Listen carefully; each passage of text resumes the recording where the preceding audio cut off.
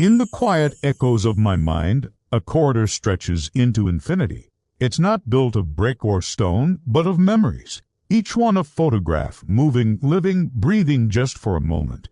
They flicker like dying candles, casting long, dancing shadows that twist the past into something unrecognizable. Ho, ho, ho! The lights pulse, a frantic heartbeat in the silence, and whispers follow me, ghosts of words once spoken, now just echoes without meaning. They slither through the air, clinging to me, pulling me deeper into this hallway of what was. I find myself in a room I know all too well, my childhood bedroom. But it's wrong. Everything is warped, distorted, as if seen through a funhouse mirror. Ho, ho, ho! The walls breathe, the floor shifts beneath my feet.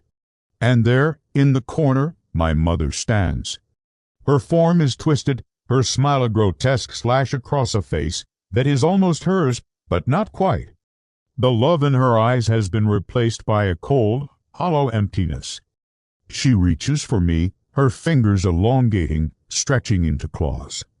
The air grows cold, and I run, fleeing a memory that has turned monstrous. Ho, ho, ho! My escape leads me not to safety, but to a dead end. Before me stands a gate impossibly vast, crafted from ice that doesn't melt. It's a colossal wall of frozen water, capturing the light and splintering it into 1,000 cold blue shards. The gate is ancient, silent, a barrier between what I know and what I fear. There's no handle, no lock, just an impenetrable stillness that seems to absorb all sound, all hope. Ho, ho, ho! It's a monument to an ending, or perhaps a terrible beginning. And from behind it, I feel a presence, an immense and ancient cold that seeps through the ice and into my very bones. The gate doesn't open. It shatters. And through the glittering cascade of falling ice, a figure emerges. The third king. It is a towering creature, its form vaguely humanoid but made of a black, viscous liquid, like oil or tar. Ho, ho, ho! It has no face, only a pair of glowing blue eyes that burn with a chilling, otherworldly intelligence. They pierce through the darkness, fixing on me, holding me in place. The king moves with a slow, deliberate grace, the black liquid of its body rippling, shifting, never quite holding a solid shape. Heavy reverb follows its every non-movement, a sound that is not a sound, but a pressure in my ears. Ho, ho, ho! A voice that is not a voice echoes in my mind, a deep, resonant hum that speaks of forgotten ages and cosmic horrors. Suddenly, the world dissolves into a kaleidoscope of reflections. I'm in a room of mirrors, an infinite labyrinth of my own image. But each reflection is different. One is a child, scared and crying. Another is a young man filled with anger and defiance. Ho, ho, ho! A third is old, withered, his eyes filled with a deep, profound regret. I see a version of myself laughing, another screaming, another one completely still, empty. They are all me. Yet none of them are. They are the paths I could have taken, the selves I have been, the phantoms I might become. Ho, ho, ho! The king's voice echoes here too, bouncing off the glass, multiplying, telling me that I am fractured, a shattered soul in a hall of broken possibilities. Then a single mirror flares to life, pulling me into a memory not my own, but one that has defined me. I see my father, younger, his face etched with a desperate curiosity. He's in his study late at night, a storm raging outside. Ho, ho, ho! In his hands, he holds a manuscript, its pages old and brittle. As he reads, his expression shifts from fascination to horror. The words on the page seem to writhe, the ink bleeding like black blood. I feel his terror, the dawning realization that he has unleashed something ancient and terrible. He has read the curse, spoken the words, and in doing so, has doomed his own son. Ho, ho, ho! He has doomed me.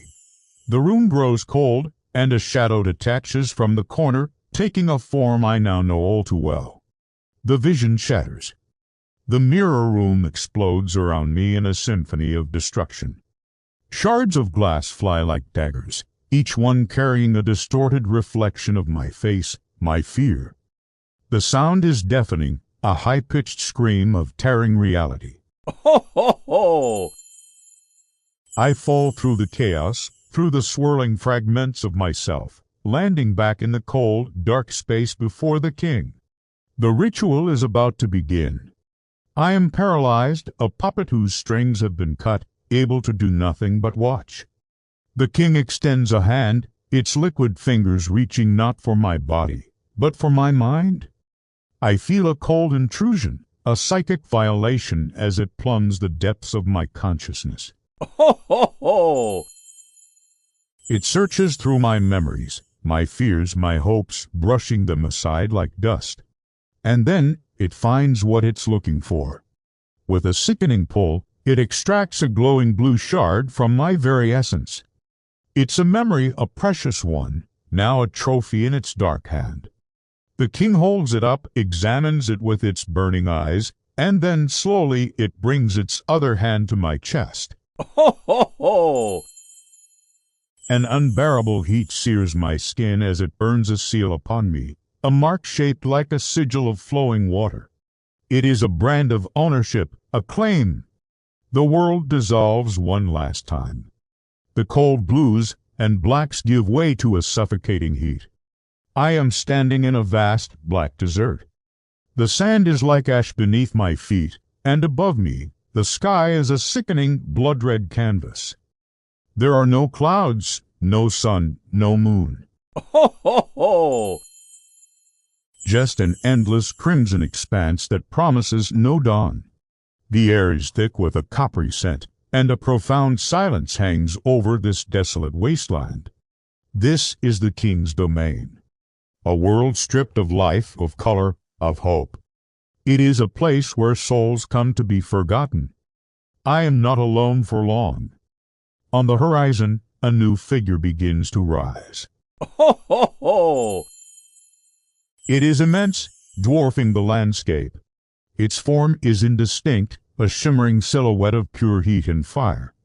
It moves like a wildfire, consuming the very air, its presence an inferno of rage and destruction. Its roar is the sound of a world burning, of stars collapsing. This is the fourth king, the king of fire and ash. And as it turns its blazing gaze upon me, I understand. Ho, ho, ho! I have not escaped. I have only been passed from one master to another, a pawn in a game played by gods and monsters. And here, in the heart of this dead world, my true trial is only just beginning. Thank you for watching this journey into the abyss.